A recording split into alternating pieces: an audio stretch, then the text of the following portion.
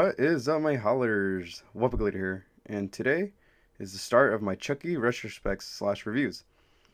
Because, like promised, if my ending prediction theory for Child's Play 2019 acquired 15 likes, I would review every single Chucky movie, including the 2019 remake, once it's released. But to compensate for that, my plan is to review 2 Chucky movies each month, so we can slowly make our way to the anticipated 2019 remake.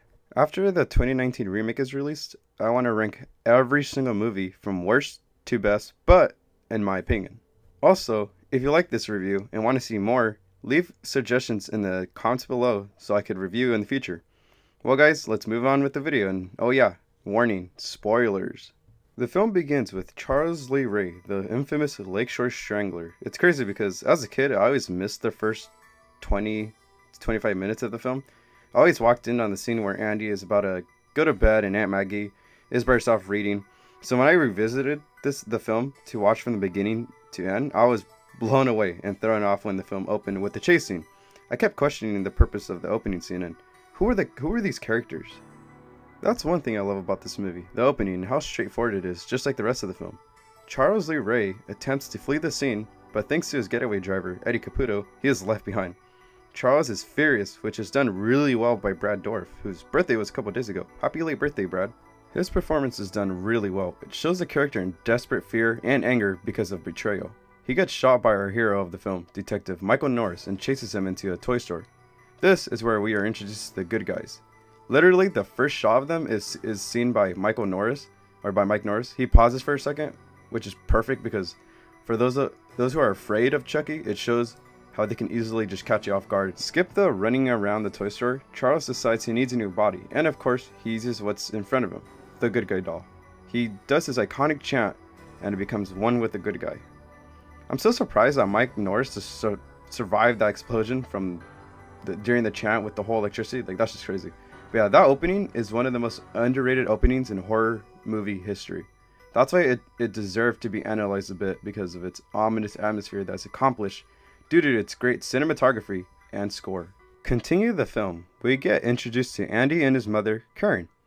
They make it clear right away that the father is out of the picture without any exposition, which is good, because if they had exposition, then it'll probably make the film a lot longer than it needs to be. They also mention him less than 2 times, which is crazy because his death is unknown. We just know that he's dead because later in the film, Chucky does lie to Andy by saying that he was sent down from heaven by Daddy. One of you guys in the comments said that it was possible that Andy's father might have been killed by Charles Lee Ray, and that's actually really good. I never thought of that, so props to whoever came up with that possibility. Back to Andy and Karen, you can tell that they are really close. Most likely even more close because of the loss of the father. Andy opens his gift and is disappointed that he didn't get a good guy because one of the gifts were shaped like a good guy box. I just realized that's a possibility that Karen was trying to troll Andy, or at least trick him, leading him to think that he was getting a good guy doll because, like, come on, why would she shape that big old present like a good guy box, and then but wanting to have him to open the smaller gift first, which was the good guy building kit. Like, come on, that's such a big disappointment. Who else got that vibe? Not cool, Karen, if that's true. But Karen does redeem herself because she buys a good guy doll from a homeless man for $30. Man, only if the Trick or Treat Studio good guys were $30. Andy does get a good guy doll and is really happy. But sadly, Karen has to go back to work. But Karen's best friend obliges herself to babysit Andy, but in the process, she gets roasted by her boss. Aunt Maggie makes a fatal mistake by not letting Chucky watch the 9 o'clock news. This leads us to the most terrifying scene, or at least the scene that scared me the most as a kid. Aunt Maggie's death has the most tension and suspense, especially when Chucky just dashed through the hallway and you can see him like at the corner of the screen. Like, that shot is just pure nightmare fuel, guys. But yeah, I don't know about you guys, but I had a similar experience where something like just quickly moves from like the corner of my eye. Have you guys had any similar experiences like that? Let me know in the comments below. But yeah, the whole scene is really relatable in terms of experiences because you could just feel the fear in that scene. Like, you just feel very paranoid. Like, it really messes with you guys. But yeah, Aunt Maggie is the first death of the film. Chucky is freaking strong as hell though to be able to knock her off her balance and have her fall out the window. Yeah, so continue on. Karen finds out that her best friend is dead and isn't sure what to believe.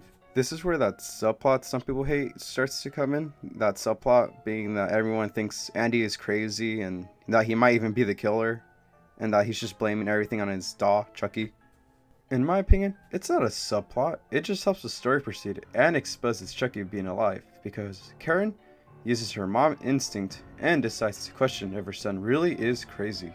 How does she question that? By yelling at Chucky like a badass and then threatening to throw him into the fire. Her performance is so underrated, especially in this scene right here.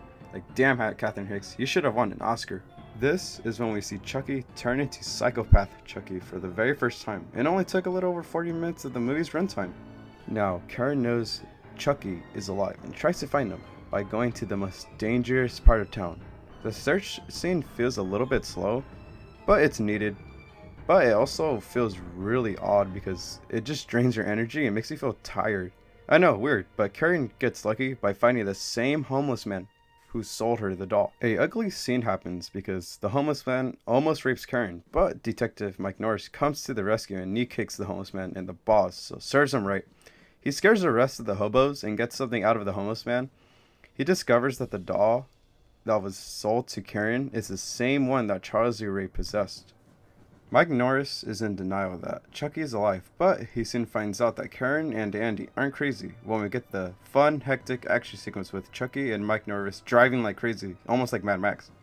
That was also the same scene when Chucky gets his iconic burn mark on his cheek that is always seen on almost every single movie poster for this movie. And this is also the first time we get to see that funny comedic Chucky that we all know and love.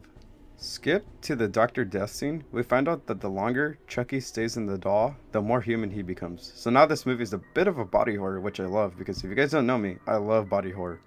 But we also learned more about the voodoo and the heart of Damballa, and it's actually quite intriguing. I'm actually kind of sad that they don't expand on that in future films, but it's alright. We also learn that the only way Chucky can save himself is by transferring his soul to the very first person he revealed his identity to. Who is that first person? That's Andy. Chucky uses Dr. Death's voodoo doll and kills him, and we also get to see that very first iconic red voodoo knife for the very first time. I don't know about you guys, but I have always wanted an exact red voodoo knife, just like the one in the film. But yeah, maybe I'll get one from Trick Treat Studios, but the reason why I haven't got it is because it looks alright, you know, and it's like, it looks meh. But anyways, Karen and Mike Norris get to Dr. Death right before he dies, and learn that the only way to kill Chucky is by destroying his heart, which has obviously been disproven because there are other effective ways to kill him in the sequels. Skip to the second most nightmare fuel scene, Chucky's pursuit to get Andy. When he goes up those stairs, and I mean guys, he goes up those stairs really freaking fast. It's pretty scary, especially when Andy's just looking down at him and then he starts crying. Like, man, that scene is just, when he cries, guys, it's so sad and unsettling. Like, props to you, Alex Vincent. You couldn't have done this scene any better. Skip to Act 3, where Chucky finally gets to Andy and starts his Heart of Damballa chant. Love that scene. It kind of has a gothic vibe to it. Karen and Mike Norris stop him in time, and Chucky is at his most relentless. Mike Norris gets knocked out because Chucky's strength is still equivalent to that of a man, and probably getting stronger because, you know, his body is slowly turning back to that of a man. And then here comes the third most nightmare fuel scene, the fireplace scene. As a kid, I liked this scene because I just wanted Chucky to die already. And I also love this scene because the dialogue that Andy and Chucky exchange right before Andy throws in the match to burn up Chucky. But yeah, Chucky is burned, but he's not dead. All they did was give him a more intimidating look and make the voodoo knife more prominent to his design. So yeah, so Karen shoots the hell out of Chucky until her ammo runs out. And then Mike Norris, who I forgot to mention, is Chris Sarandon. Great actor, guys. But yeah, Mike Norris's partner comes in for no reason. Like, did Mike call him for backup or what? But yeah, he's here, and he makes a stupid decision by grabbing Chucky's head, even though they said don't touch anything. Yeah, Chucky's still alive, chokes the hell out of his partner, but he luckily is able to get him off and throws Chucky's body to a wall. Mike Norris finally saves the day by shooting Chucky in the heart. His last line being, "Hi, I'm Chucky, want to play?" I love how it's Brad's voice, and then it fades to the good guy's voice. Like, man, really creepy.